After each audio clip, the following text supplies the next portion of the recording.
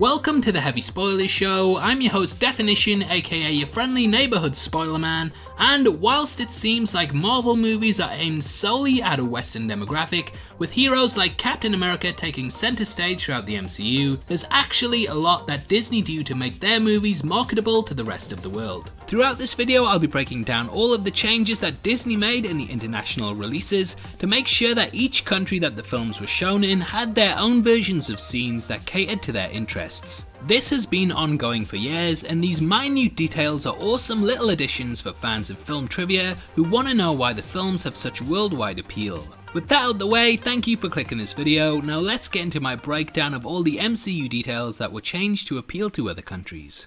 First up is Iron Man 3, which upon its release in China got a massive 4 minutes of added footage that pretty much contained a lot of product placement as well as two of the country's biggest stars. The new scenes are dotted throughout the movie, and one revolves around Iron Man's operation at the end of the film, in which he has the arc reactor taken out of his chest, and it features Bingbing Fan, who is seen briefly in the standard versions, as well as Xueqi Wang, who plays Dr. Wu. The movie actually opens with the words flashing on screen, "What does Iron Man rely on to revitalize his energy?" before the message "Gu Liu Duo" pops up, which is a popular brand of milk in China. Wu, in some totally natural product placement, then appears on screen drinking the milk. Chinese electronic manufacturers are also seen throughout the film, and there's a scene in which Happy Hogan cheers on Chinese school children alongside Iron Man. The movie becomes a pretty big advert to show some of the major products, and I'm kinda glad that the movie didn't turn into a big milk advert for other audiences. But whilst I am on the subject actually, did you know that Gu Liu Duo is an outstanding product that I use to revitalize my energy when making video?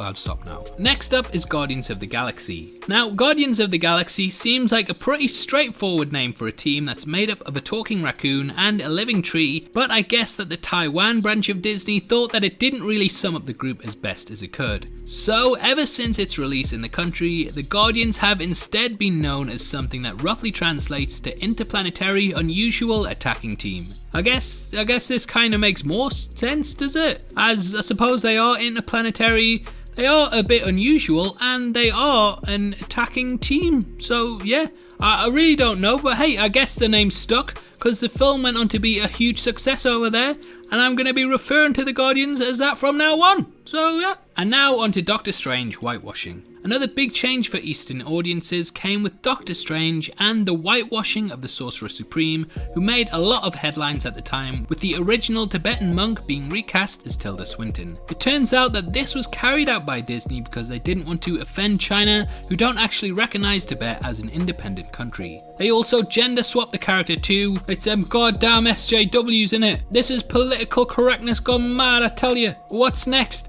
A female Thor? Urgh. Anyway, Swinton actually went over very well, and it's safe to say that the casting choice has now been embraced by many, especially the Chinese market. And finally we go to Captain America. In the scene in which Sam tells Cap about missing out on Marvin Gaye's Troubled Man album, Cap notes it down in his list of things to catch up on, and depending on what country you saw the film in, massively changed the list. The US got things like Steve Jobs and the Berlin Wall, whereas France got their '98 World Cup win, Daft Punk, The Fifth Element, and Louis Defines. The UK got the World Cup final from 1966.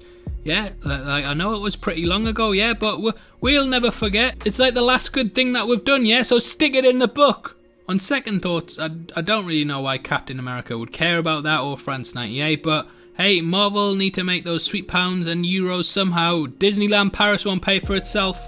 And that's our entire list. Are there any other changes that you've heard of that should have made it? And do you agree that Gu Liu Duo is the best milk on the planet, if not the galaxy?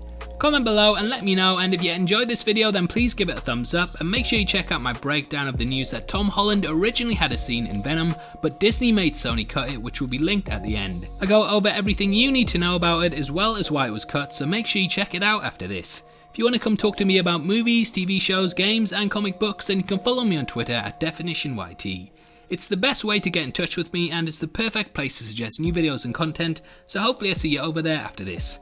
I also just want to let you know that we're giving away a free copy of John Wick 3 on Blu-ray, and all you have to do to be in with a chance of winning is to like this video, make sure that you subscribe to the channel, and leave your thoughts on the MCU changes in the comment section below. The winner will be chosen at random on September the 10th, and the Blu-ray will be shipped out from then to whoever gets the prize, so best of luck to everyone who takes part. This is a channel for people who are super into superheroes, so if that's the kind of thing you like, hit subscribe. Thanks again for taking the time to watch this. I've been Deffinition, you've been the best, and I'll see you next time. Take care, peace.